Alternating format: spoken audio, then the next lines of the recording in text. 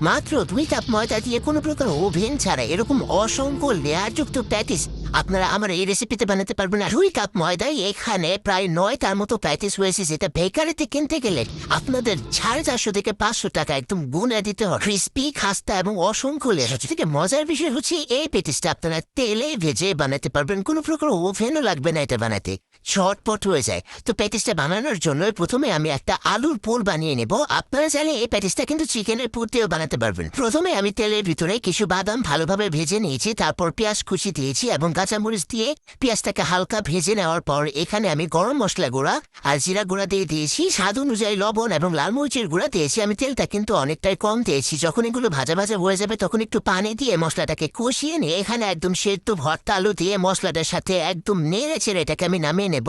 তারপর এখন আমি ডোটাকে রেডি করে নেব। তার জন্য আমি 2 কাপ ময়দা, সেই সাথে এখানে দিয়ে দিয়েছি পরিমাণ মতো লবণ। এখানে আমি প্রায় হাফ চা চামচের মতো লবণ দিয়েছি। 1/4 কাপের মতো দিয়ে দিলাম রান্নার রেগুলার সয়াবিন তেল।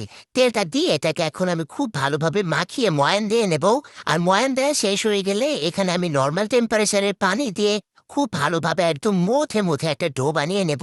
দেখতে পাচ্ছি না, আমি কিন্তু এটাকে খুব ভালোভাবে মুথে মুথে ডোটাকে বানিয়ে নিয়েছি। ডোটাকে এখন আমি প্রায় 10 মিনিটের জন্য রেস্টে দিয়ে দেবো। আর 10 মিনিটে কিন্তু ডোটা অনেকটাই সফট হয়ে আসবে। তো এই ফাঁকে আমি একটা ঘোল রেডি করে নেব। তার জন্য এখানে আমি 2 টেবিল চামচের মতো ঘি আর 1 টেবিল চামচের মতো দিয়েছি রান্নার রেগুলার সয়াবিন তেল।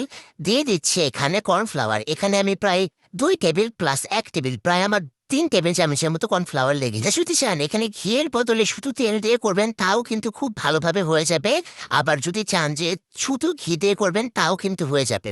আর এই তো দেখেন আমার ডোটা কিন্তু এখন অনেকটাই সফট হয়ে গিয়েছে। এখন এই ডো থেকে আমি 8টার মতো লেচি কেটে নেব। এরকম সফট লেচি হয়েছে। আর এখন আমি প্রথমে ময়দা ডাস্ট করে নিয়ে এখানে আমি 8টার মতো রুটি বেলে নেব। প্রথমে আমি একটু ময়দা ডাস্ট করে নিয়ে এরকম পাতলা পাতলা রুটিগুলোকে বেলে নিচ্ছি। আমি মোটমাট 8টা রুটি বেলে নিচ্ছি। আবারও বলছি, আমি কিন্তু মোটমাট 8টা রুটি বেলে নিয়েছি। এখন প্রথমে একটা রুটির উপরে দিয়ে দিয়েছি ওই যে কর্নফ্লাওয়ারের মিশ্রণটা। দেওয়ার পরে উপরে একটু কর্নফ্লাওয়ার ছিটিয়ে দিলাম এবং পরবর্তীতে আরও একটা রুটি দিয়ে দিয়েছি এবং আবারও কর্নফ্লাওয়ার ঘিয়ের মিশ্রণটা দিয়ে দিয়েছি।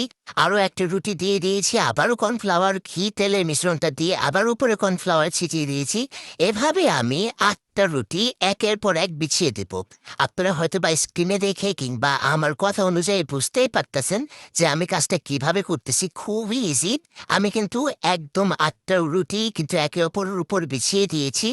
এখন এই সবগুলো রুটিকে আমি আবারও একটু বেলে বড় করে নেব এবং সবার উপরে আমি আবারও ওই কর্নফ্লাওয়ার তেল আর ঘিয়ের মিশ্রণটাকে লাগিয়ে দিলাম।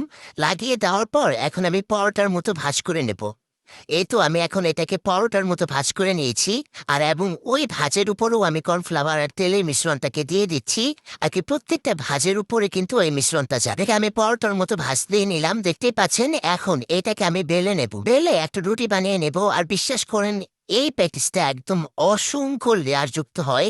দোকানে যে বেকারিতে প্যাটিসগুলো পাওয়া যায় ওই প্যাটিসটার থেকেও আমার এই প্যাটিসটা অনেক টেস্টি হয়।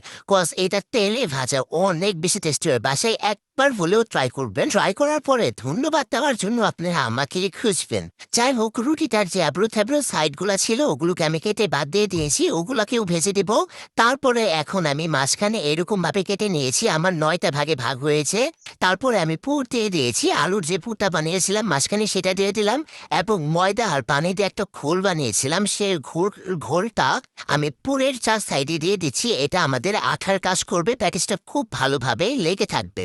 তো তারপরে এরকমভাবে একটু চেপে চেপে দিচ্ছি। আপনারা হয়তো বা স্ক্রিনে দেখে বুঝতেই পারতেছেন কাজটা আমি কিভাবে করতেছি। দুনিয়াতে যত শেপ আছে সব থেকে শেপ দেওয়া ইজি হইতেছে এই প্যাটিসের শেপটা দেওয়া। আমি মনে করি জাস্ট এরকমভাবে একটু মুড়িয়ে নিলে কিন্তু প্যাটিসের শেপটা হয়ে যায়।